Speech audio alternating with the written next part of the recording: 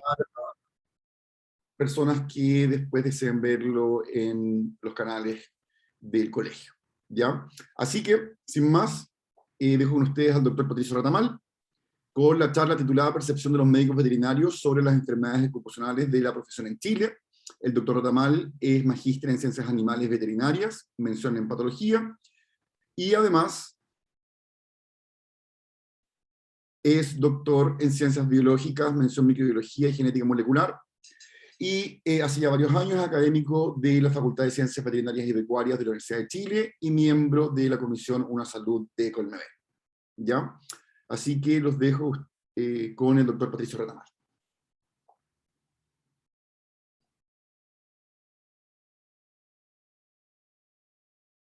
Ahí sí. Muchas gracias, Nicolás, por la presentación. Estuvo tan intensa la presentación que se me movió el piso. Pero pareciera que fue un pequeño temblor, de los que ya estamos más que acostumbrados en este país. Bueno, yo voy a presentar en realidad una encuesta que hicimos entre veterinarios que ejercen en nuestro país sobre la percepción de médicos veterinarios sobre las enfermedades ocupacionales de la profesión en Chile. Esta encuesta surgió de una reunión del Comité de una Salud del Colegio Médico Veterinario del año pasado y la trabajamos en conjunto con la doctora Lapierre y por supuesto que vinculamos a dos estudiantes de la carrera, Agustín Piña y José Fayusa, en el desarrollo de este trabajo, por lo tanto también hay que reconocer su participación.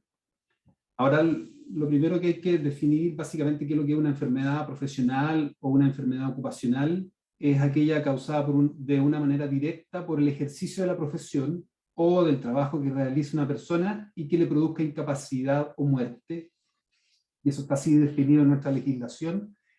Y una enfermedad puede ser calificada como de origen laboral si se acredita su relación de causalidad directa con el trabajo o profesión que ejerce el trabajador, ¿ya? Esa sería como entonces la definición básica y legal que se utiliza para describir una enfermedad profesional. Hace algunos años, unos investigadores de la OMS publicaron en la revista Panamericana de Salud Pública una clasificación de zoonosis que a mí me agrada bastante, debido a que las clasifica por los mecanismos de transmisión más importantes en 4 tipos fundamentales, A, B, C y D, siendo el tipo A probablemente la referencia más clásica que nosotros tenemos de una zoonosis, que es la interacción, el contacto cercano entre animales y personas. Acá tenemos algunos ejemplos de este tipo de enfermedades. Tenemos, por ejemplo, la leptospira, la rabia, la brucelosis, influenza, fiebre Q. Como tipo B, clasificaron aquellas enfermedades que se transmiten preferentemente entre animales mediadas por un vector, por un artrópodo, y el ser humano se ve afectado cuando ingresa a las áreas donde se encuentra este vector. Entonces, acá tenemos algunos ejemplos: la peste bubónica, la rickettsiosis, de manera importante en nuestro país como enfermedad emergente, la fiebre amarilla, y también podríamos implicar acá la fiebre Q, un tema que podríamos conversar después en la siguiente presentación. Como zoonosis tipo C, aquellas transmitidas por los alimentos, que probablemente son las enfermedades más frecuentes e importantes que se producen a nivel global. Tenemos el botulismo, la salmonelosis, la colibacilosis, nuevamente fiebre Q, como un tema también importante que podría estar vinculado al consumo, por ejemplo, de leche cruda. Y por último, la zoonosis tipo D, que son aquellas que se transmiten fundamentalmente entre personas, pero los animales se ven eventualmente afectados cuando tienen contacto cercano con personas que estén diseminando estos patógenos, ¿ya? Y aquí tenemos, por ejemplo, la malaria, el sarampión, la tuberculosis por Mycobacterium tuberculosis, que se ha descrito en animales también, y la influenza H1N1, que es un patógeno que ahora se transmite principalmente entre personas, pero también se ven afectadas animales que están en contacto cercano con estas personas. Ahora, habiendo mencionado este marco conceptual, describimos el trabajo mismo, que se refiere en realidad a una encuesta de opinión sobre enfermedades ocupacionales dirigidas a médicos veterinarios que se desempeñan, como decía yo, en nuestro país.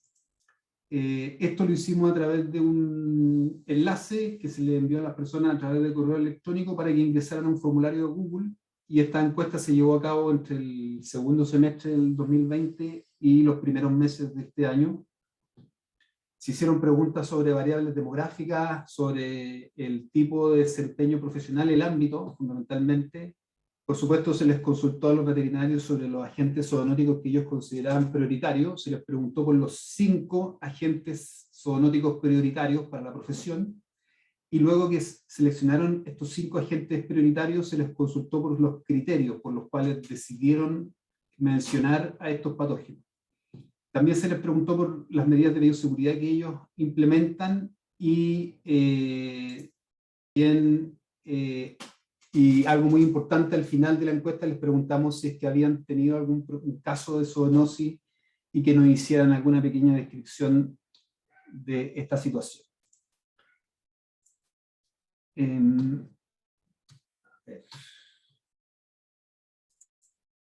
Nicolás, la gente que está tratando de ingresar, me aparece a mí una indicación en la pantalla, como que me desconfigura un poco el tema. Si me dejaras como coanfitrión y no como anfitrión, sería quizás mejor. Estás como coanfitrión, Pato. Ah, ya, bueno. Y no sé cómo solucionar eso. No queda de otra, ¿no? Yo les voy admitiendo nomás, entonces. No, eso me encargo yo, así que tú tranquilo. Bueno, estos son ya parte de los resultados. Los encuestados fueron en total 187 personas que contestaron la encuesta. Habíamos planteado un tamaño muestral cercano a las 300 personas, no llegamos al tamaño muestral que habíamos propuesto para el trabajo de los estudiantes. La mayoría de las personas se desempeñan en la metropolitana, en segundo lugar Los Ríos y Valparaíso, y también personas que declararon trabajar en distintas regiones, de manera importante.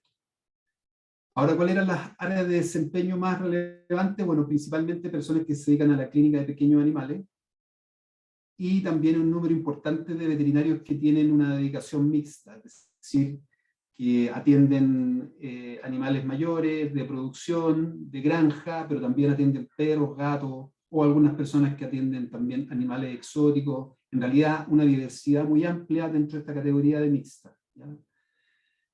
Personas que trabajan en la fauna silvestre, que tienen vinculación con rumiantes, equinos, animales exóticos, los menos representados, y animales de producción, entendiendo fundamentalmente aves y cerdos. Y entonces les preguntamos a las personas que priorizaran, que nos indicaran los 5 patógenos que consideraban más importantes, y esta es la lista de los top 10 más frecuentemente indicados por los veterinarios. En primer término aparece como brucelosis, en segundo lugar rabia, leptospirosis, algunas parasitarias como dermatofitosis, sarna, salmonelosis, bartonelosis, tuberculosis, endoparásitos, en una categoría que agrupa en realidad a varias respuestas. La gente no contestó así como endoparásitos, sino que es una categoría agrupada, y toxoplasmosis en la 10ª posición. Llama la atención que, por ejemplo, hay algunas cosas que no están presentes, por ejemplo, fiebre Q, que en vista de que tuvimos un brote hace poco y que recientemente también han habido casos en personas, no se menciona como un tema ocupacional. Pareciera que los veterinarios no visualizan el riesgo todavía en relación a esta enfermedad. Ahora, según las áreas de desempeño, por supuesto que hay diferencias.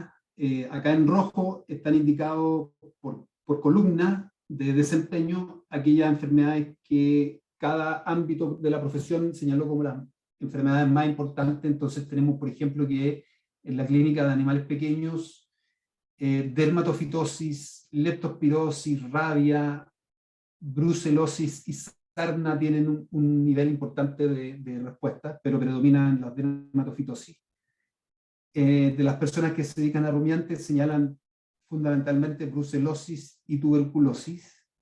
Las personas del área de equino, algo interesante, señalan salmonelosis y leptospirosis, que podría ser un poco más explicable. sería interesante indagar por qué la salmonelosis para este grupo de profesionales les resulta de riesgo ocupacional. Dentro de la gente que se dedica a fauna silvestre, por supuesto, rabia era un tema, y salmonela en segundo lugar.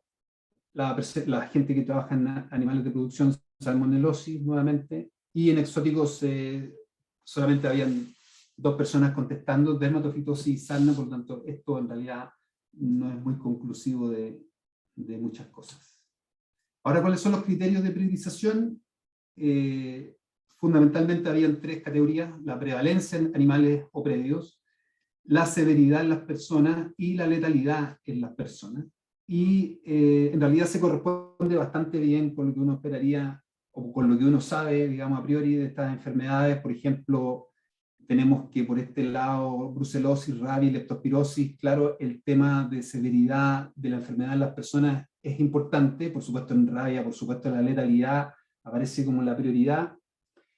Y en otras enfermedades, como por ejemplo los endoparásitos, dermatofitosis, sarna, efectivamente lo más importante, el criterio que hace decidir a los veterinarios sobre estas enfermedades tiene que ver fundamentalmente con la prevalencia de estas enfermedades en los animales, ¿ya?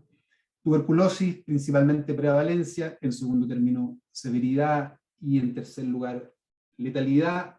En salmonelosis también se presenta tanto prevalencia como severidad, quizá aquí es más discutible, hay algunos resultados que pueden ser obviamente discutibles, y en el caso de toxoplasmosis la severidad se aprecia como el tema más relevante en su priorización. Le preguntamos también a los veterinarios cuáles eran los grupos de riesgo profesional más importantes para cada una de estas enfermedades, ¿ya? Y, por ejemplo, señalan que para brucelosis, la gente que se dedica principalmente a clínica de animales mayores es la gente que está más expuesta al riesgo con esta enfermedad. En el caso de rabia, la gente que está dedicada al área de la fauna silvestre, pero también, por ejemplo, a la clínica menor de animales pequeños. ¿Qué otras cosas interesantes? Bueno, en clínica menor hay varias en las cuales predomina este grupo, por ejemplo, la dermatofitosis, la sarna, la bartonelosis, la toxoplasmosis. Serían estos veterinarios los que están más expuestos al riesgo, lo cual es, por supuesto, relativamente esperable, ¿no? Y también les preguntamos a los veterinarios cuáles eran los grupos de riesgo poblacional. Ya le habían preguntado por los grupos de riesgo profesional y ahora los grupos de riesgo poblacional, y aquí en realidad está bastante distribuida la cosa. En Bruselas parece importante el tema del público general, pero también las mujeres embarazadas. Hay algunas enfermedades asociadas a los niveles socioeconómicos bajos, la pobreza, en general las zoonosis endémicas tienen un componente social, socioeconómico relevante, y aquí está claramente identificado. En el caso de la rabia, aparentemente más el público general, y así podríamos ver, en este caso, por ejemplo, la toxoplasmosis se reconoce también como de riesgo fundamentalmente para las embarazadas. Y la última información que nos pareció interesante mostrar tiene que ver con la zoonosis que declaraban los veterinarios haber sufrido un 43% de los veterinarios encuestados, lo cual nos parece una cifra bastante importante, bastante alta, que podría tener algún sesgo, porque ya que se trataba de una encuesta de enfermedad ocupacional, obviamente iba a ser más motivante para un veterinario que haya sufrido una zoonosis el haberla contestado. En clínica menor, en la clínica de animales pequeños, es donde más se han producido estos casos, o los veterinarios reconocen más que han sufrido estos cuadros, y también en profesionales del área de dedicación mixta. También acá podemos concluir que puede haber un sesgo debido a que la mayoría de la gente que contestó la encuesta correspondía precisamente a estos grupos de desempeño profesional. ¿Y cuáles son las zoonosis profesionales más importantes según el ámbito profesional? Bueno, las dermatofitosis aparecen remarcadas de manera importante entre los veterinarios que se dedican a las clínicas menores y también a los veterinarios de dedicación mixta. La sarna, una cosa muy similar, y la brucelosis, fundamentalmente a veterinarios de atención mixta, y rumiante aparece acá de manera importante lo cual también es esperable y da cuenta de que en realidad pareciera ser que el riesgo de la brucelosis es más reconocible respecto de la Brucella abortus, que es la que afecta al ganado, más que la Brucella canis, que es la que uno la podría vincular con los perros. Lamentablemente hubo muchas respuestas en que solamente los veterinarios indicaron Brucella, y nosotros podríamos suponer a cuál Brucella se están refiriendo en base al ámbito profesional que declararon ellos a los cuales pertenecían. Y acá tenemos una lista relativamente también importante de otras enfermedades. Llama la atención la presencia de, por ejemplo, anthrax, colegas que han sufrido cuadros probablemente cutáneos de anthrax, también tifus de los matorrales, una infección relativamente nueva o reconocida hace pocos años en nuestro país. Es interesante considerar. Y ya para finalizar, decirles cuáles son probablemente las limitantes de este estudio, en que hay regiones del país y ámbitos profesionales subrepresentados. Sería interesante a lo mejor intentar una segunda ronda de encuestas para ver si mejoramos la representatividad, y esto nos impide hacer análisis por macrozona o regionales, que también sería relevante.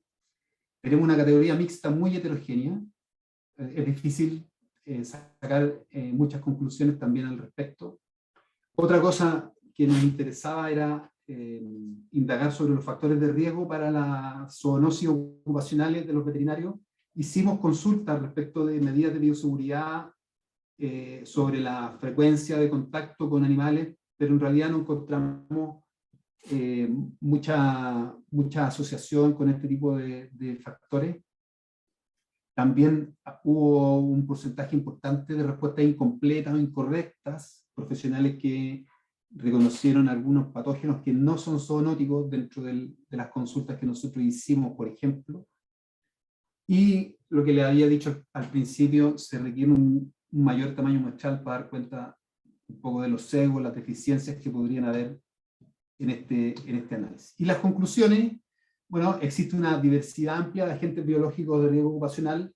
Tenemos virus, bacterias, hongos, protozoos, y tenemos también el mintos dentro del grupo reconocido por los veterinarios.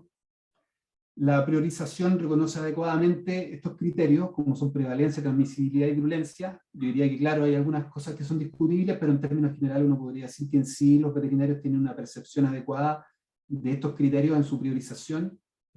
La importancia de la educación continua en este ámbito, tanto por las medidas de bioseguridad que nosotros analizamos también y que yo no les mostré resultados, pero también relacionado, por ejemplo, a la no identificación de algunos patógenos que podrían ser importantes, o a la identificación de otros que no son zoonóticos.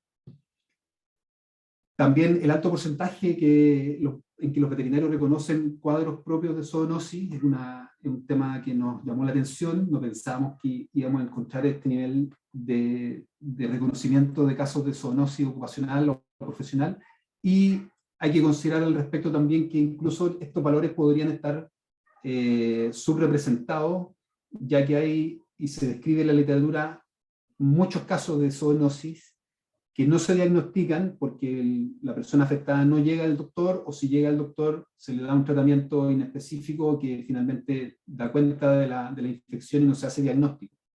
Y especialmente esto puede ocurrir en cuadros leves, inespecíficos y autolimitantes, que yo diría son en general la mayoría de los casos de zoonosis, salvo algunas enfermedades que sabemos que no son autolimitantes. Muchas gracias. Muchas gracias, doctor Atamal, por la presentación muy interesante, datos novedosos que permiten actualizar la situación nacional. Ahora le doy el paso al doctor Juan Carlos Ormazábal. Muchas gracias, Nicolás. Voy a compartir. Mientras Juan Carlos pone su presentación, yo les comento que el doctor Ormazábal es médico cirujano, especialista en laboratorio clínico y en enfermedades infecciosas emergentes, y desde el año 2011 es el jefe del subdepartamento de enfermedades infecciosas del Instituto de Salud Pública de Chile, y además es miembro de la Comisión Una Salud de Colmedet, y a pesar de estar asociado a otro ámbito de la salud, es un gran colaborador del colegio y siempre está ahí colaborando con diferentes facultades y con la organización y proyectos del colegio. ¿Ya? Ya, Juan Carlos, todo tuyo. Listo, muchas gracias por la introducción, Nicolás. Bueno, hola a todos. Como me fue encargado, voy a dar un breve paseo por aspectos del diagnóstico de la infección por Coxiella burnetii, fiebre Q. El agente etiológico, ¿cierto?, de la fiebre Q es la Coxiella burnetii, que es un cocobacilo pequeñito, ¿ya?, una única especie del género, y que se caracteriza por ser un agente intracelular obligatorio, y que esta característica también va a ser el fundamento de muchas de las manifestaciones fisiopatológicas que tiene este agente infeccioso una vez que entra a la célula huésped. Dentro de su dinámica ecológica, podemos decir de que es bastante vivo, es bastante complejo, porque va a jugar un rol, ¿cierto?, distintos componentes que tienen que ver con su diseminación, ¿cierto?, con su capacidad de producir infección o alojarse, y las potenciales vías de transmisión. Entre estos, ¿cierto?, tenemos la fauna salvaje, los animales de producción, y una serie de agentes, ¿cierto?, vectores, ¿cierto?, insectos en los cuales también se puede identificar, y que todo eso, ¿cierto?, va a generar distintas vías de conexión con el ámbito humano, específicamente con el riesgo ocupacional frente a la adquisición de esta enfermedad. Como ya les conté, es un patógeno intracelular estricto y que tiene una compleja interacción desde el punto de vista del modelo de infección con su célula huésped, pero de manera general podemos decir de que esta bacteria presenta una variación antigénica que se va a manifestar en dos fases, ¿cierto? Una fase 1, una fase natural, ¿cierto?, con presencia del lipopolisacárido, y una fase 2, ¿cierto?, rugosa, truncada, a nivel de polisacárido, que ambas van a tener distintas acciones y distintos roles en el proceso infeccioso que produce la Coxiella, siendo esta última, la fase 2, la clásica, asociada a un fenómeno agudo de la enfermedad. El diagnóstico es complejo debido primero porque la sospecha en sí, ¿cierto?, muchas veces va a ser bastante ambigua, de que no existen manifestaciones clínicas específicas, ¿ya?, para que el médico tratante, ¿cierto?, sospeche la presencia de una fiebre Q. Por lo tanto, en este caso, el rol del diagnóstico de laboratorio es fundamental, ¿ya? Es importante, ¿cierto?, de que frente a la sospecha de fiebre Q siempre tiene que haber un historial detallado de algún riesgo de exposición, ¿cierto?, de un antecedente ocupacional, laboral, ¿cierto?, o algún antecedente de corte cultural que pueda, ¿cierto?, generar una proximidad frente a las potenciales fuentes animales de contagio. Ahora, desde el punto de vista del laboratorio, si bien es un pilar fundamental para el reconocimiento, también es complejo. El estudio serológico en general se recomienda la combinación de metodologías de screening y confirmatorias, la inmunofluorescencia indirecta, IFA, y la técnica diagnóstica de elección, ¿ya? Lamentablemente, esta técnica es de alta complejidad, es operador dependiente, es lenta, es tediosa, lo que hace que su disponibilidad en los centros asistenciales sea prácticamente imposible, y que debamos depender, ¿cierto?, de otras metodologías, tal vez de menos rendimiento, ¿cierto?, de menor desempeño, pero sí son factibles de tener disponibles en los laboratorios clínicos habituales. Un punto importante y que ha sido bastante estudiado es la respuesta, ¿cierto?, serológica frente a esta enfermedad, y que existen distintos, ¿cierto?, reportes y distintos estudios a nivel mundial. Lo importante es reconocer de que la precocidad lo van a dar, ¿cierto?, los anticuerpos de fase 2, ¿cierto?, y posteriormente un ascenso de anticuerpos para formas de fase 1, y que lamentablemente este ascenso de anticuerpos que para otro tipo de enfermedades es bastante claro, ¿cierto?, es bastante conservado. para fiebre Q es bastante complejo porque van a haber variabilidades importantes dependiendo de la población estudiada.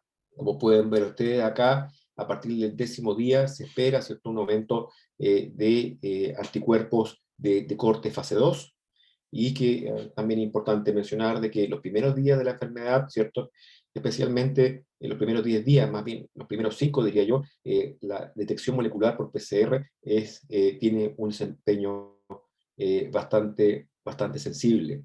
Lamentablemente sospechar, ¿cierto?, una fiebre Q con tan pocos días de evolución es bastante poco inusual debido, ¿cierto?, a la inespecificidad de su sintomatología.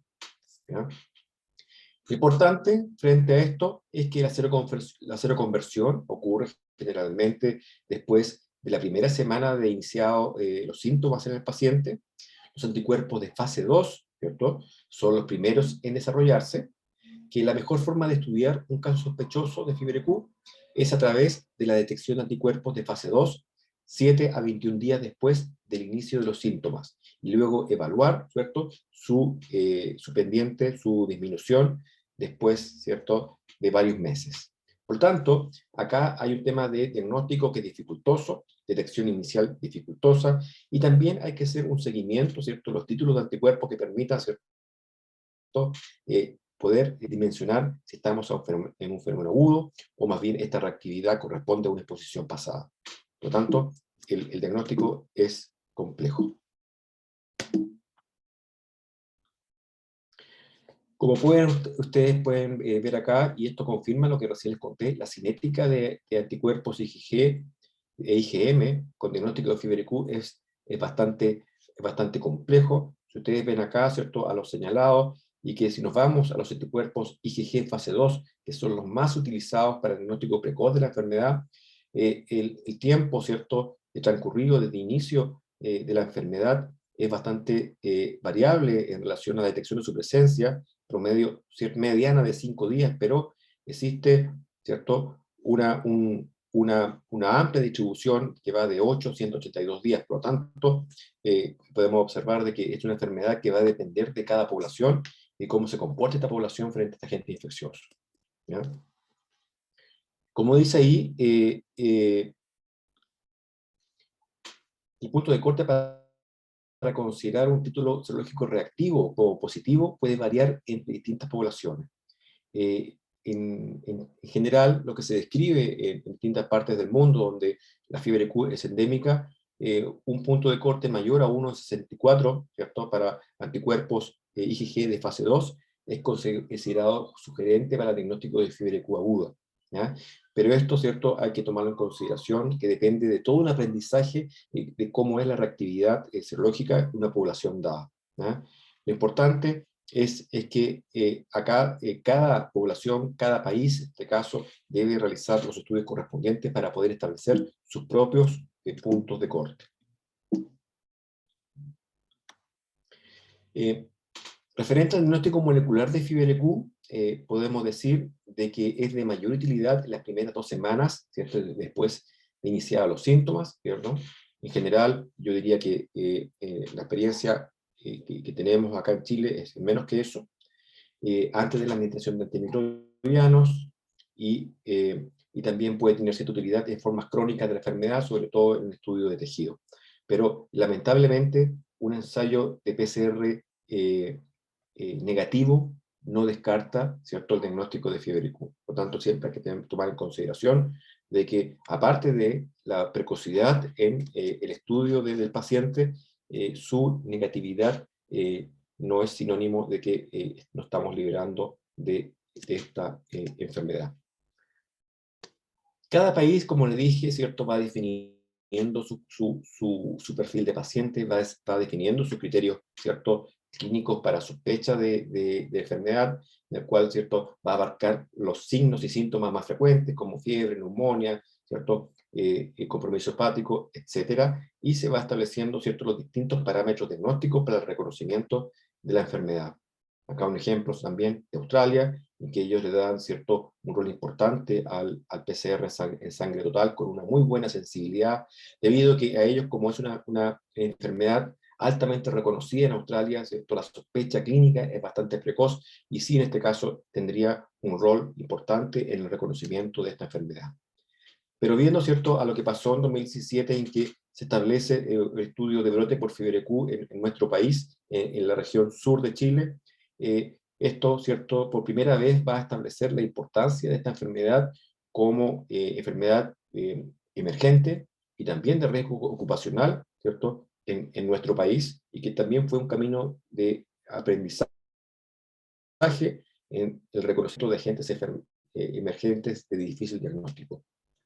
En Chile, ¿cierto?, se han establecido algunos parámetros clínicos que tienen que ver con parámetros, ¿cierto?, de síntomas y signos, tos, neumonía, náuseas, vómitos, diarrea, compromiso, etcétera, para establecer, ¿cierto?, un criterio como general de sospecha frente a un escenario epidemiológico de exposición, ¿cierto?, de riesgo laboral, ¿cierto?, de antecedentes, en que se establezca un contacto estrecho con animales, ¿cierto?, de riesgo.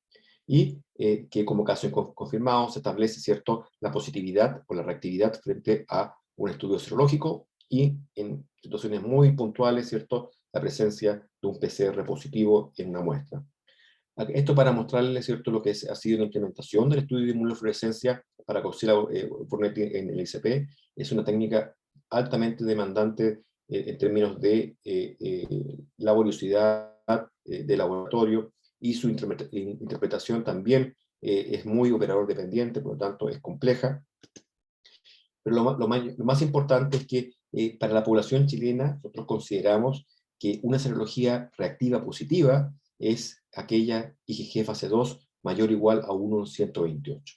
Esto representa, ¿cierto?, un punto de corte de alta exigencia, más que en otros países. ¿Por qué? Porque recién estamos, ¿cierto?, conociendo la enfermedad, ¿cierto?, y que establecer un punto de corte exigente nos hace, ¿cierto?, tener mayor certeza en que esta reactividad es probablemente tal, ¿cierto?, una exposición frente al patógeno Coxiella burnetii, ¿cierto? En la medida que a través de los años vayamos observando el comportamiento de la enfermedad, vamos a poder ir revisando este punto de corte exigente para reactividad positiva frente a Coxiella burnetii.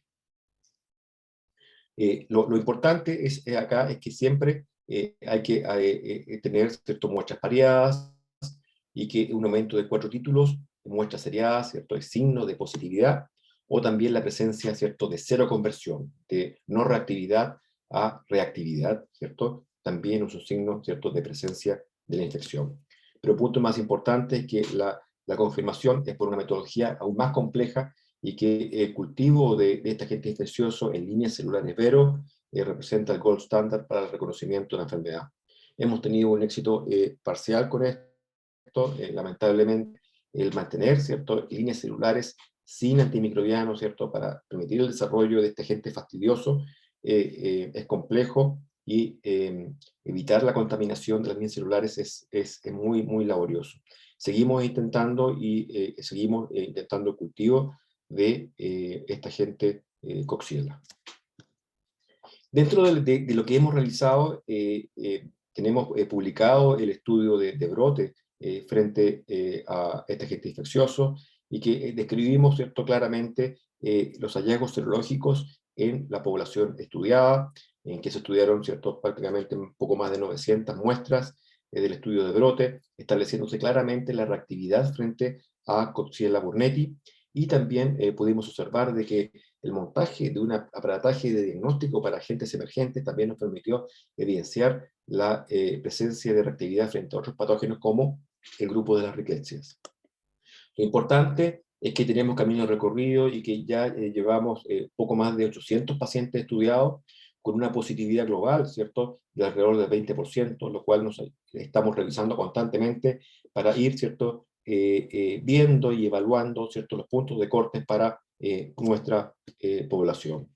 Otro punto importante y que tiene que ver mucho con las fuentes, que esto es clave en el conocimiento de la enfermedad, y que sí podemos tener de que hay algunos estudios que son muy importantes y que en este caso hay dos facultades de veterinaria, ¿cierto?, tanto acá en Santiago como FABET, como en la Universidad Austral, que han generado líneas de investigación y que tienen importantes, ¿cierto?, hallazgos que establecen potenciales fuentes de infección animal, ¿cierto? O vectorial frente a este patógeno. Lo importante es que para Chile ya tenemos una definición de caso confirmado, ¿cierto? Con este punto de corte altamente exigente, ¿cierto? Mayor o igual a 1,128, y que tiene que haber también un aumento de 4 títulos en muestras seriadas, ¿cierto? O cero conversión, para establecer desde el punto de vista del laboratorio que estamos frente a una infección aguda por Coxiella burnetii. Otro aspecto es que revisamos y vimos que frente a esta gente era importante estudiar cuál era la seroprevalencia de nuestra población y tomando en consideración los estudios de seroprevalencia realizados en distintas regiones del mundo, comenzamos, ¿cierto?, a realizar nuestro propio estudio, y en este caso, ¿cierto?, hicimos un estudio en muestras de personas aparentemente sanas, en poco más de 5.000 personas estudiadas, y establecimos, ¿cierto?, en distintas macroregiones, norte, central, sur y metropolitana, las distintas seroprevalencias para exposición frente a Coxiella burnetii, para establecer una línea de base frente a la presencia de este patógeno previamente, ¿cierto?, a este brote que era totalmente desconocido. Y pudimos ver que, como ven ahí, de que de manera global tenemos una seroprevalencia de un 3%, que se aproxima mucho, ¿cierto?, a la seroprevalencia de muchos países que tienen una endemia establecida para fiebre Q. Y lo importante, como ustedes pueden ver acá, cuando estudiamos las macrozonas, podemos ver de que esta reactividad serológica, esta seroprevalencia, está distribuida, ¿cierto?, en todas las regiones de nuestro país, en todo nuestro país, y que la región sur es la que concentra la seroprevalencia más alta, de un 6%, pero si vemos el resto de las regiones, central 3,5, norte 2,1, región metropolitana 1,8, esto, ¿cierto?, establece de que esta es una enfermedad ya muy establecida en nuestro país y que había permanecido subdiagnosticada, ¿cierto?, hasta el momento del estudio de brote. ¿Ya? En suma, tenemos una enfermedad que es diagnóstico altamente complejo, sospecha clínica también es compleja, es vaga, no existen síntomas patognomónicos de esta enfermedad, lo cual retarda su reconocimiento. La detección por inmunofluorescencia, PCR y cultivo están disponibles en nuestro país, ¿ya? El diagnóstico molecular, ¿cierto?, tendría un rol en casos muy puntuales, por lo tanto, no hay que pensar de que la detección por PCR, ¿cierto?, o similar, es la respuesta para la detección oportuna de la enfermedad, que tenemos un 3% de seroprevalencia nacional en una muestra, ¿cierto?, de sueros de más de 5.000 personas que fueron tomados el año 2017, por lo tanto, eso también nos dice de que tenemos, ¿cierto?, una enfermedad ya establecida en nuestra población desde hace muchos años y que no habíamos logrado diagnosticar, y que lo importante acá es el estudio serológico, seguir al paciente con al menos 2 muestras pareadas para ver la evolución y el aumento de los títulos, y que frente a dudas, ¿cierto?, o a resultados negativos, pero cuando tenemos una clara sospecha de la evolución clínica o los antecedentes epidemiológicos, hay que seguir insistiendo, porque ya, como les dije, a veces la reactividad es tardía y puede demorar incluso varios meses en tener, ¿cierto?, un incremento en los títulos, y que es necesario, ¿cierto?, para el adecuado reconocimiento de esta enfermedad, investigar las fuentes animales y vectoriales, que pueden ser la clave para la detección oportuna y también para la prevención frente a aquellos, ¿cierto?, que están más expuestos a esta enfermedad, especialmente todos, ¿cierto?, quienes trabajan con animales de producción y que están más expuestos a este tipo de infección. Y eso es todo. Muchas gracias.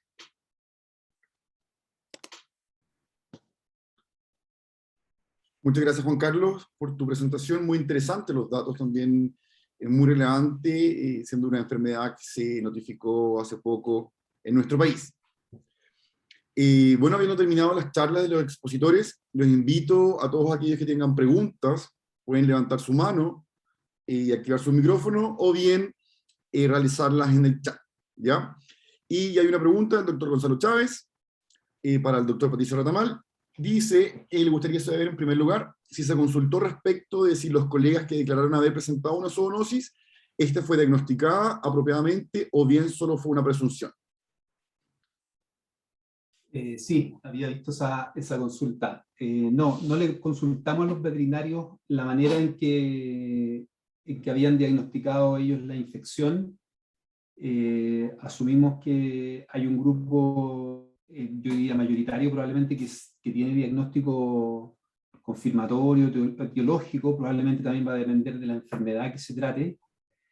También hay un grupo de veterinarios que dicen que no lo saben, o sea que la respuesta eran sí, tuve un cuadro de zoonosis, no tuve nunca cuadros de zoonosis, y el otro era un grupo, tercer grupo que era no sé si tuve zoonosis. También hubo un porcentaje interesante ahí, un 15% de profesionales aproximadamente que reconocían no saber, probablemente lo sospecharon en algún momento, pero tampoco se lo diagnosticaron.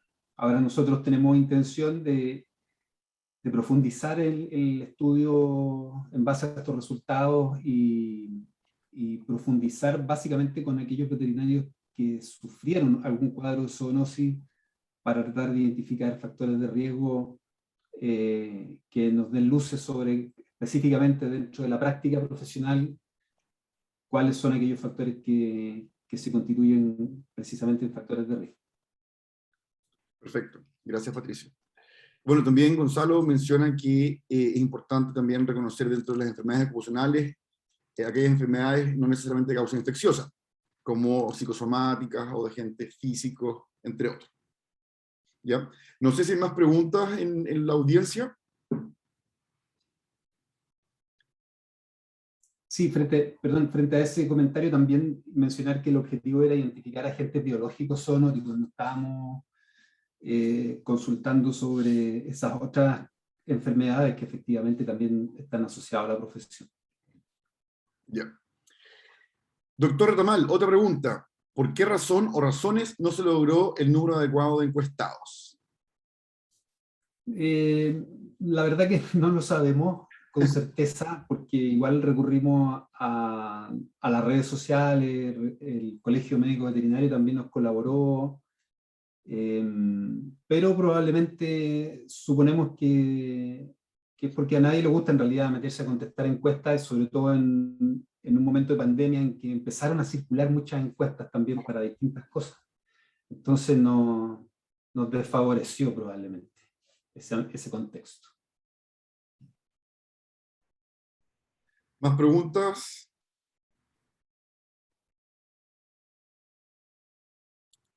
Geraldine Rojas pregunta, ¿habrá alguna estadística de cuántas y cómo las empresas protegen a sus trabajadores de estas y otras enfermedades profesionales del rubro? Ahí tal vez Juan Carlos nos puede decir algo. Bueno, como estadística, ¿cierto? En este momento, ¿cierto? No existe, pero sí existen recomendaciones del Ministerio de Salud de Seguridad Laboral y que en conjunto con las mutualistas, ¿cierto? Elaboran un programa, ¿cierto? De prevención y sobre todo de estudios en trabajadores, sobre todo en situaciones en que puede haber un riesgo de exposición, ¿verdad? En estos momentos nosotros hemos estudiado un grupo global, ¿cierto? De más de 100 trabajadores, ¿verdad? Que van por la vía de seguridad laboral y prevención, ¿cierto? De enfermedades ocupacionales, y que se establece de que para FIBRQ tiene que haber, ¿cierto? En caso sospechoso, un tamizaje con una ELISA, el cual, si es reactivo, nosotros lo confirmamos, ¿ya? Ese es el modelo que existe para FIBRQ. Ahora, en medidas de prevención vemos que ahí hay una tremenda brecha, ¿ya? En estos momentos estamos frente a un potencial brote por FIBRQ que estamos estudiando, pero en el proceso, ¿cierto?, de estudio de casos, en que también tenemos desde el punto de vista del laboratorio toda una serie de pruebas para diagnóstico diferencial, evidenciamos, ¿cierto?, y confirmamos la presencia de casos de citacosis de Clamidófila citasi, ¿ya?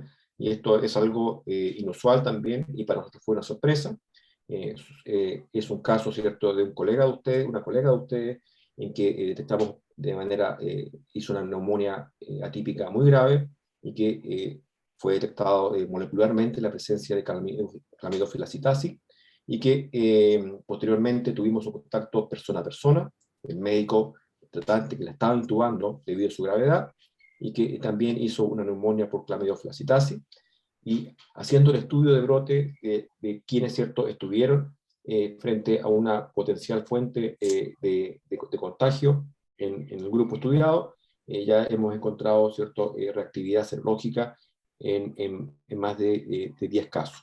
Y esto revela también de que estamos frente a una enfermedad que totalmente subdiagnosticada, muy desconocida, y que gracias, ¿cierto?, a la generación de estos paneles, ¿cierto?, diferenciales que manejamos, hemos logrado, ¿cierto?, detectar accidentalmente, porque nadie, ¿cierto?, había sospechado su presencia.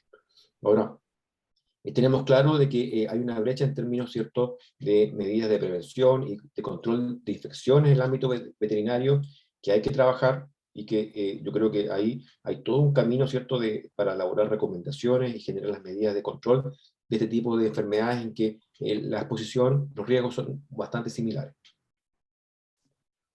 Gracias, Juan Carlos. Camilo tiene la mano levantada. Camilo, te invito a hacer tu pregunta. Sí, hola, buenas tardes, colega. Buenas tardes. Más que una pregunta, quizá un comentario. La gente pertenece a la Comisión de una Salud y al colega del ISP. ¿Qué percepción tienen de la expertise que tienen los médicos humanos respecto al diagnóstico y consideración de la zoonosis? Porque me da la impresión que aparentemente, aparte de, no sé, de los infectólogos, el resto como que no tiene muy claro esto. A mí me pasó una vez que, estando a cargo de una unidad de animales de laboratorio, a un funcionario, yo era el jefe, lo mordió una rata, y bueno, como era un funcionario público, etcétera, lo mandé a la Asociación Chilena de Seguridad. El funcionario me contó al otro día, me dijo: oye, doctor, ¿para qué me mandó? Nadie sabía qué hacer conmigo, me llevaron aquí a la posta, en la posta a esperar la ambulancia no sé cuántas horas, me llevaron a otra parte, el médico me decía, pero ¿qué te hago? ¿Qué es lo que tiene? Pero si no, ahí no tienen nada de todo. En realidad no hallaban qué hacer con él. En otra oportunidad, otra historia, otra persona, un farmacólogo que haciendo algunos experimentos con ratas, lo mordió una rata, y pasaron varios días y después empezó a sentir síntomas de como un resfrío. Bueno, fue al médico, el médico le dijo: no, mire, este es un resfrío, todo, haga cama, todo. Se siguió sintiendo tan mal que finalmente terminó en el hospital. Y él me contó después: oye, en el hospital me hicieron pero todas las cosas que había que hacer y nadie sabía lo que tenía. Hasta que me dijo un médico viejito, se sentó al lado de mi cama y empezó a preguntar qué hacía yo. Y yo le conté lo que hacía, y me dijo, y lo mordió una... Sí, llamó al tiro al infectólogo y le dijo: usted tiene fiebre por mordedura de rata. Entonces, yo personalmente una vez también estuve enfermo, al final no supieron lo que tenía, y yo le dije al médico: oiga, ¿sabe que yo soy médico veterinario, trabajo con animales y todo? ¿No cree usted? No, no creo, me dijo y todo. Entonces, no sé cómo estará ahora la cosa, pero ¿qué percepción tienen ustedes? Y otra cosa que se me ocurre: si los médicos veterinarios, a través del colegio, habría alguna relación con la Asociación Chilena de Seguridad, que nos hicieran chequeo de repente de algunas de estas enfermedades, que pueden algunas ser crónicas y que no sabemos que las tenemos, y que en ocasiones vamos al médico y el médico se da 3000 vueltas buscando otras cosas, pero lo último que piensan es en zoonosis. Entonces, no sé, ustedes que están ahí en el ISP o en la salud, si han visto estos aspectos que son directamente relacionados con la salud propia de las personas, ya no con la prevención, etcétera. Eso es algo que se ve habitualmente, y generalmente este tipo de enfermedades zoonóticas son muy subdiagnosticadas, por dos cosas: primero, por el desconocimiento, ¿cierto? Muchas veces son poco habituales, y segundo, también por la dificultad de métodos diagnósticos de screening rápido que permitan, ¿cierto?, el descarte, ¿ya? Como lo fue Fibere Q, como lo ha sido la citacosis, ¿cierto? Han sido, ¿cierto?, realmente sorpresas desde el punto de vista de diagnóstico, la detección de estos agentes. Y en eso hay un tremendo camino que realizar. Nosotros últimamente hemos estado, ¿cierto?, reunidos y en contacto con el Ministerio, con el ámbito de seguridad laboral, con las mutualistas, en el sentido de que tiene que haber un equipo que se encargue, ¿cierto?, de estos riesgos, ¿ya? Y no solamente en el diagnóstico, sino acá es clave la prevención, y que tiene que haber, ¿cierto?, recomendaciones claras de cuáles son los elementos de protección personal que debe utilizar el médico veterinario, que muchas veces está en condiciones bastante vulnerables, ¿ya? Sobre todo, ¿cierto?, en maniobras que son de alta exposición frente a fluidos de un potencial animal que puede estar infectado, o puede ser portador, ¿cierto?, de un agente zoonótico, ¿ya? Perfecto, gracias Juan Carlos. Muchas gracias Camilo por tu pregunta. ¿Hay más preguntas? En el chat. Sí. Sandra Cortés pregunta, ¿qué otras enfermedades zoonóticas pueden medirse o pesquisarse en el ISP? Bueno, dentro de eso, ¿cierto? Hay toda una amplia gama, ¿cierto?, de enfermedades, ¿cierto?, tanto virales como bacterianas, que van, ¿cierto?, desde la rabia, ¿cierto?, el virus Santa, hasta en mi área, ¿cierto?, del ámbito, ¿cierto?, bacteriano, en que tenemos un panel molecular que utilizamos, en este caso, sospecha de citocosis, en que se estudia brucelosis, incluido Brucella canis, ¿ya? Leptospirosis, Coxella burnetii, y cómo se llama, y Chlamydophila citasi, ¿ya?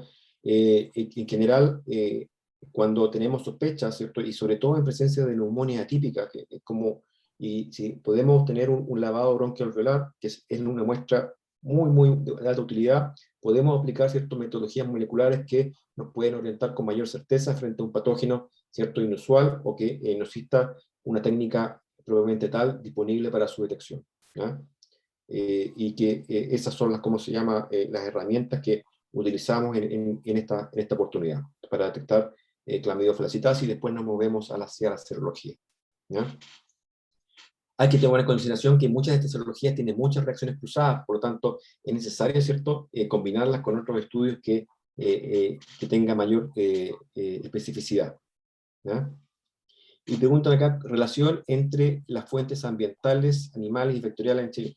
Bueno, ahí como país estamos al debe, ¿ya? Al debe, porque vemos que dentro de lo que es el ámbito animal, ¿cierto?, en este caso, no existe un marco regulatorio que establezca la prioridad, ¿cierto?, de salud de las personas frente a la exposición esencialmente animales de producción. El rol del SAC, ¿cierto?, o de instituciones, ¿cierto?, similares, es más bien productivo, ¿cierto?, es más bien, ¿cierto?, de velar por la producción, más allá de velar por la salud. Por lo tanto, ahí hay un tremendo camino que hay que realizar para generar los puentes para que tengamos acceso. Nosotros, ¿cierto?, nos encantaría, junto con las entidades académicas, estudiar las potenciales fuentes animales, pero eso escapa a nuestro ámbito de acción, que solamente es el ámbito humano. Sí, es verdad. Juan Carlos, ¿tienes otra pregunta de Gabriel Nederet? El brote de citocosis del que se está comentando ahora, ¿se conoce cuál fue la fuente de contagio? La fuente de contagio, no tenemos tenemos una sospecha, porque obviamente la paciente afectada, ¿cierto?, realizó, ¿cierto?, algunas maniobras por un feto retenido, y que eso generó, ¿cierto?, una exposición que pudo haber sido, ¿cierto?, un rumiante, la posible fuente de infección, ¿ya? Ahora, eso lo estamos estudiando, estamos secuenciando, cosa de establecer de que realmente es una Chlamydophila citasi, probablemente tal, o puede ser una Chlamydophila, ¿cierto?, citasi de variedad abortus, ¿ya?, que es bastante específica, ¿cierto?, y que se relaciona con los rumiantes, ¿ya? Pero eso tenemos que estudiarlo. Ahora, dentro del estudio de fuentes ambientales, ¿cierto?, en este momento no existe la capacidad de quienes elaboran en ese ámbito, ¿ya? Por lo tanto, lo que nosotros realizamos es solamente, ¿cierto?, el estudio de los pacientes. Y por eso digo de que tenemos una tremenda brecha en que tenemos que establecer los puentes para que se realicen los estudios complementarios. Acá el estudio de la fuente es fundamental. La única forma de establecer, ¿cierto?, las medidas de prevención es a través del estudio de las potenciales fuentes, ¿no? Gracias, Juan Carlos. ¿Mm? Enrique Paredes, pediste la palabra. Sí, gracias. Quería primero agradecer al doctor Retamal por entregar los resultados de esa encuesta en la cual participé, y la verdad es que ya ni me acordaba que había participado ella, y está muy interesante. Y concuerdo con lo que preguntó un colega, que muchas veces falta el diagnóstico final y nosotros nos quedamos con nuestra sospecha como veterinarios, porque tenemos la sensación de que tenemos cierta infección, pero no hay un diagnóstico final etiológico. Y quiero agradecerle también al doctor Ormazábal, porque él ha dado justo en donde nos falta, que es en el diagnóstico en los animales. Y yo trabajo en patología en la Universidad Austral de Chile, y el año 2019 hicimos, bueno, nosotros trabajamos con muchos abortos. Una de las cosas que a mí me gusta mucho es la patología de los abortos en general, pero aborto bovino es lo que más nos llega. Y el año 2019 diagnosticamos por PCR un caso de aborto bovino por Coxiella burnetii. Y nos hemos ganado este año un proyecto FIA con el doctor Víctor Leyán de la Facultad de Medicina para elaborar un anticuerpo y poder identificar Coxiella burnetii en los fetos abortados. Y vamos a trabajar durante 3 años en este proyecto, porque lo que a nosotros nos interesa, que es justamente lo que falta en nuestro país, es poder diagnosticar tempranamente la presencia de Coxiella burnetii en los fetos abortados, de forma tal que si han habido personas que han manipulado esos fetos o de alguna forma han interactuado en esa situación, puedan también acudir tempranamente a un centro de salud y poder tomar las medidas de terapia que correspondan. Del mismo modo, con la medida Citachi estamos interesados, pero es mucho más difícil porque nos complica con el diagnóstico y, por supuesto, la manipulación. De hecho, cuando hicimos la necropsia del feto con Coxiella, que no supimos hasta después del PCR, por supuesto, que era Coxiella, pero estuvimos todos con un cuadro respiratorio bastante complejo. Algunos tuvimos que tomar finalmente antibióticos, y yo creo que nos debemos haber agarrado una Coxiella por ahí, ¿eh? Es muy probable. Sí.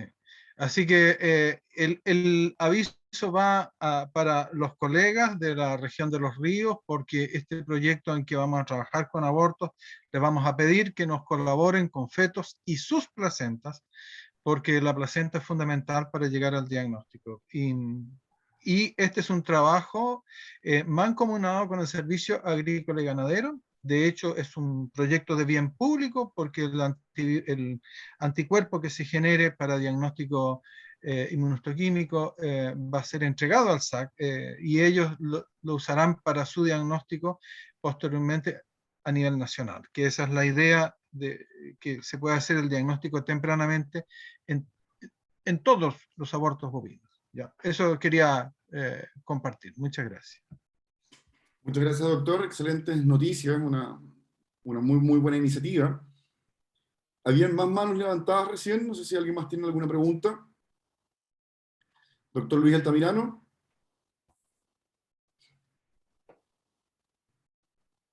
Muy buenas noches a todos, buenas tardes. Para el doctor Retamal, recordarle que existe la Sociedad Chilena de Buiatría, que agrupa un número importante de profesionales de terreno que trabajamos en Clínica Mayor, en Rumiantes, y que podríamos estar colaborando, por supuesto, cuando él quiera extender el estudio de la encuesta, que cuente con la sociedad y con los miembros. Con respecto a lo que comentaba el doctor Ormazábal de el compromiso del Servicio Agrícola y Ganadero con respecto a las enfermedades zoonóticas, tengo una opinión muy personal. La verdad es que cuando se trata de enfermedades ocupacionales, el Servicio Agrícola y Ganadero no se siente partícipe. A mí me tocó colaborar en un estudio de fiebre Q y la verdad es que no tuve el apoyo que esperaba del Servicio Agrícola y Ganadero. ¿Mm? Por lo tanto, lo que mencionaba hace un ratito mi estimado colega, doctor Paredes, de que el SAC está involucrado en esto y está a la espera del resultado de esta investigación, me parece muy bien. Por lo demás, debo comentar de que los médicos veterinarios autorizados somos evaluados por el Servicio Agrícola y Ganadero y una de las preguntas o de los puntos que evalúa el Servicio Agrícola y Ganadero es lo que dice relación con denuncias. Y muchas de estas denuncias de enfermedades son enfermedades zoonóticas. Entonces, ahí yo lo que quisiera es que el Servicio Agrícola y Ganadero se sintiera más partícipe cuando se trate de estudios, de investigaciones, y no solamente decir no, que es una enfermedad ocupacional, por lo tanto, le corresponde al Ministerio de Salud y a otras entidades. Esa es mi opinión. Gracias. Muchas gracias, doctor. Bueno, ahí yo quiero comentarles al doctor Altamirano y también a todos los presentes que efectivamente esas son algunas de las cosas que pasan todavía frente a esta vacío que de repente se hace entre el ISP o SAG, pero quiero comentarles que el Colegio Médico Veterinario está participando activamente en diferentes mesas técnicas del Ministerio de Salud, entre ellas la Mesa Técnica de Zoonosis del Plan de Salud 2021-2030, donde la doctora Carla Rosenfeld, que también es parte de esta comisión, está representando al colegio, y ella claramente, dada su expertise también, y es médico veterinario, está llevando todos estos temas a la conversación, una mesa que está compuesta por diversas agencias oficiales, diferentes profesiones. Entonces es de esperar que todos estos temas mejoren en esta nueva planificación hasta el año 2030, ¿ya? A mí me gustaría también preguntarle a Juan Carlos una pregunta que siempre sale en diferentes charlas. ¿Qué hace el médico veterinario clínico cuando se enfrenta a un diagnóstico de un agente potencialmente zoonótico? ¿Dónde tiene que conducir esa notificación o esa denuncia? ¿Ya? Siempre hay muchas dudas, tal vez un poco más fácil con el SAG, como si es una enfermedad de notificación obligatoria, pero eso es la parte de sanidad animal, pero ahí tomando las palabras del doctor Altamirano, ¿qué se hace para notificar el componente humano de esa interacción?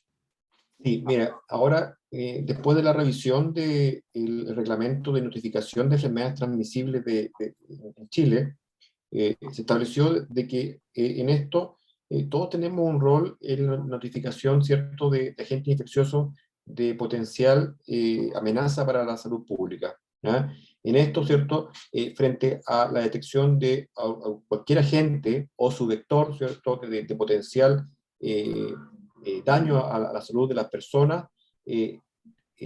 por ley, ¿cierto?, que indica que la notificación debe hacerse a las unidades de epidemiología de la Seremi correspondiente, donde esté, ¿cierto?, su centro o su entidad, su laboratorio, ¿ya? Ellos son los encargados, ¿cierto?, de recibir, ¿cierto?, a través de un simple correo, ¿cierto?, una simple notificación, la presencia del agente infeccioso, ¿ya? Yo pienso que es un aspecto bastante importante porque, en cierta manera, se delega la responsabilidad en la autoridad local frente, ¿cierto?, a la determinación de alguna eventual medida sanitaria. Perfecto. ¿Más preguntas? Han salido varias preguntas muy interesantes. Doctor Luis Altamirano, se le quedó la mano arriba.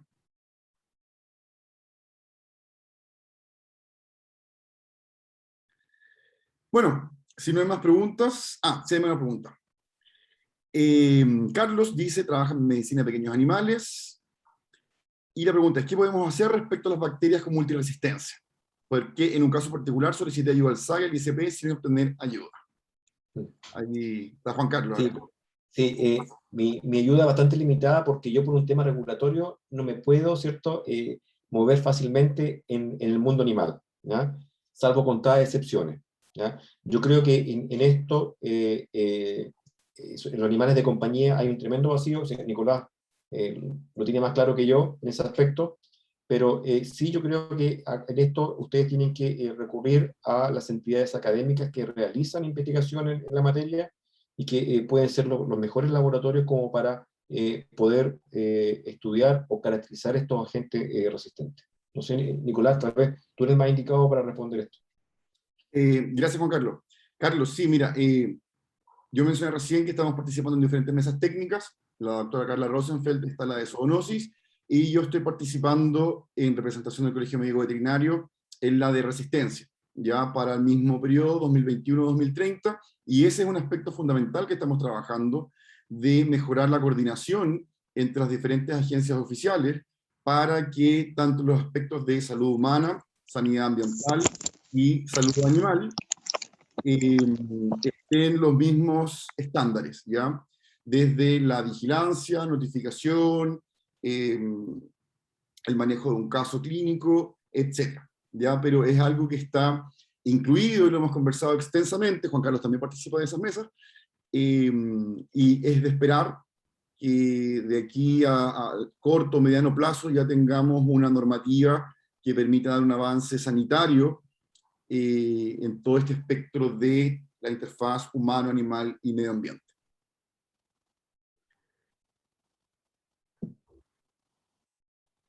Y también ahí quiero mencionar, si una guía de notificación no hay, por lo que menciona Carlos, pero en el Colegio Médico Veterinario también tenemos una mesa de control de resistencia a los antimicrobianos en pequeños animales. Ustedes en el sitio web de Colmevet pueden encontrar diferentes notas o charlas que hemos hecho al respecto, y también algo que es muy importante, tenemos un manual oficial dentro del Plan Nacional que fue generado por esta mesa y que cuenta con la colaboración de SAG y MinSal, y es parte del Plan Nacional contra la Resistencia, ya que es algo también muy importante y que releva la actividad gremial que estamos haciendo en el colegio. ¿Ya? Espero que te haya respondido tu pregunta, Carlos. Nicolás, la doctora Cortés consulta cómo puede pertenecer o participar de la Comisión de una Salud. Bueno, todos los colegiados pueden ser parte de alguna comisión. Hay diferentes comisiones, las pueden encontrar también en el sitio web del colegio, y en caso de querer participar tienen que comunicarse con el encargado del Consejo Regional, dependiendo de dónde sea que ellos trabajen o vivan, ¿ya? Y ahí tendrían que empezar en conversaciones para poder integrarse a esta comisión, porque cada Consejo Regional tiene las mismas áreas que la directiva nacional. Hay una directiva nacional, una salud, y cada consejo también tiene una directiva, una salud. ¿Ya? Entonces se espera que diferentes colegas con diferentes ámbitos de experiencia puedan participar para promover este tema que es bastante relevante y podamos integrar diversas áreas. Por ejemplo, en la Comisión Nacional está constituido por una directiva, consejeros de cada una de estas regiones, y un grupo de asesores expertos bastante importante, donde hemos logrado dar un punto de vista bastante variado y transversal para estos temas que requieren una visión holística. Bueno, ¿más preguntas? Se estuvo muy interesante esta ronda de conversaciones. Ahí Daniela Daza da el correo de biología MinSal.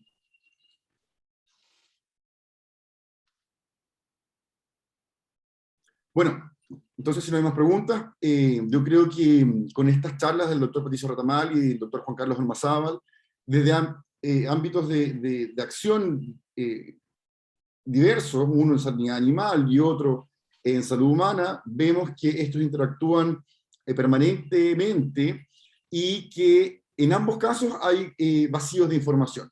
Lo que mencionaba recién el doctor, con estos tal vez subdiagnósticos que hacen los médicos cirujanos, pero también la parte animal que se queda solamente con la notificación de la enfermedad del animal y pocas veces concurre hacia el diagnóstico oficial, y ahí hay problemas de trazabilidad, por lo que todo esto puede estar, de verdad, ser una situación subdiagnosticada, y que con todas las nuevas normativas de salud esperemos que esto vaya mejorando, y sobre todo con el trabajo que estamos haciendo en esta misma actividad, que es reforzar algunos conceptos a los colegas o futuros colegas de prevención, definición de caso, y ahí se tienen que acordar esos cursos de microbiología, virología, enfermedades infecciosas, de cuáles son las sospechas que podrían haber, ¿ya?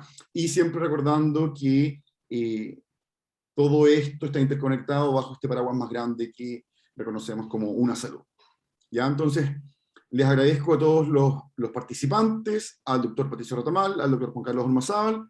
Cualquier otro comentario lo pueden hacer por correo electrónico. Los correos están también en la página del colegio, y como les mencioné, la grabación de esta charla va a estar disponible en las redes sociales del colegio, yo creo que a partir de mañana, ¿ya? Así que muchas gracias, y nos veremos pronto en otra charla.